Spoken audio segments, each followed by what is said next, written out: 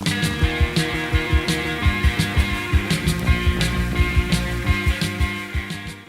solicited ideas from the public, as far as what you should tackle as mayor. The top two things that they suggested on your website, expanding light rail and legalizing marijuana. Will these become issues in your office? Well, it's important to remember the website was only one of the ways we solicited comment. We asked individuals to send us written comments, and we did town halls. And I think we saw a range of issues emerge around transportation, around the economy, around youth and families, and we'll address those.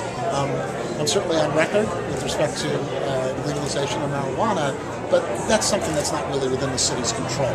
The things that are in our control, we will announce on Saturday a number of specific initiatives around those major issues identified, not just on the website, but in written comments and in the town halls as well. Other than budget, what are the couple of things that your staff is already working on?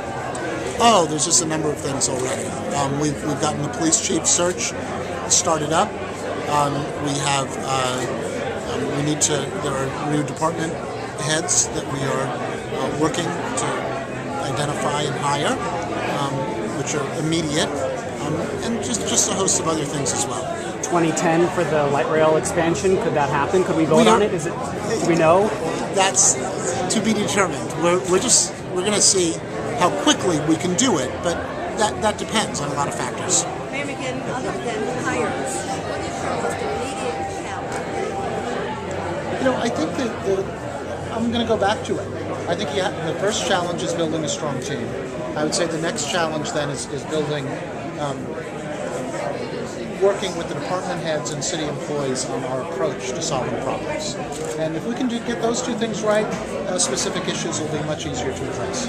I would imagine it's a little bit of mixed emotions, a lot of jubilation taking office and yet announcing that you have to make these budget cuts. Can you talk to us a little bit about that? It is hard. It is hard because, city employees are very dedicated and they care deeply about the city. But I think we all recognize that we have a financial situation that's not stable. So we just have to address it, and we want to try to do so in a really thoughtful and deliberative way. And it's essential that we do that if we're going to have the capacity to respond to the challenges we face. So the longer we put off addressing the budget issue, the more disruptive and the deeper the cuts will have to be later on. You had asked about what the administration should do just right off the bat to set a tone for what people can expect. Is today's announcement on staffing and furloughs and hiring freezes, is that the thing that... I think that is one of the things we heard, was that, one of the things we heard was we need to be careful with the public's money. But it's also true that if we're going to move forward with the things we care about, we can't spend the next 4 years every budget cycle cutting.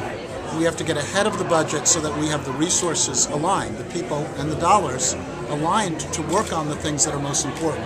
So it's laying the foundation for moving forward. It requires that we look at our budget and fiscal situation immediately. Mayor, you mentioned Saturday's open house. Will you continue to maintain an open door policy for members of the public?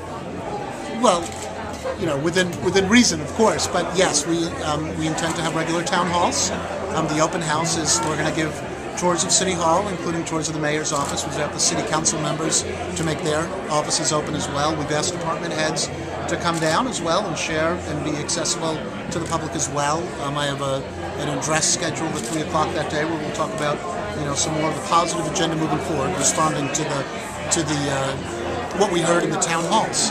And yeah, it is our intention, first and foremost, to be responsive to the public at large and to be open to the public at large. Did you ride your bike to work today? Listening to Yes. How will you be able to move from listening to action? I think it's you listen and you act, and we acted today with respect to some of the budget issues. So I don't think it's a binary choice.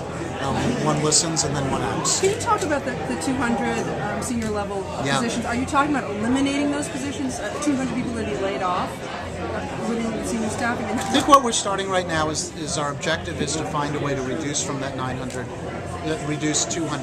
from that approximately 900 positions.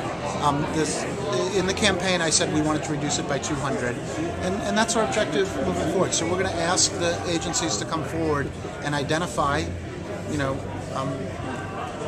who fills those positions and what their roles are and what to do. Yeah, we have to remember now that those types of positions went up 50% over the last 8 years, while the workforce as a whole only went up 2%. And I think that's in a strong economy and rising revenues. It's kind of expected that would happen. But now times are different, so we have to look at going in the other direction. So does that mean that you're going to axe those people, or that they move them to other positions, or what? I'm not going to prejudge how we deal with it. We're going to set a target. We're going to ask the departments to come back to us. Our goal is to reduce those positions by 200, and we'll do a thoughtful and deliberative process.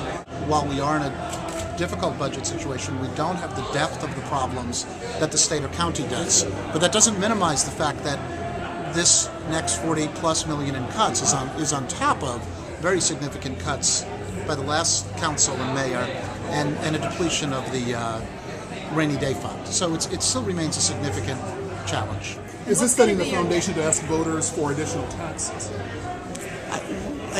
You're getting way too far down the line. We're going to go through this exercise first and cut as much as we can and try to balance the budget, and then we'll see what happens next. We'll find out just like you will. There's a lot more information that's going to come in about the viaduct. We're waiting to get cost estimates, the results of the soil surveys, the environmental analysis.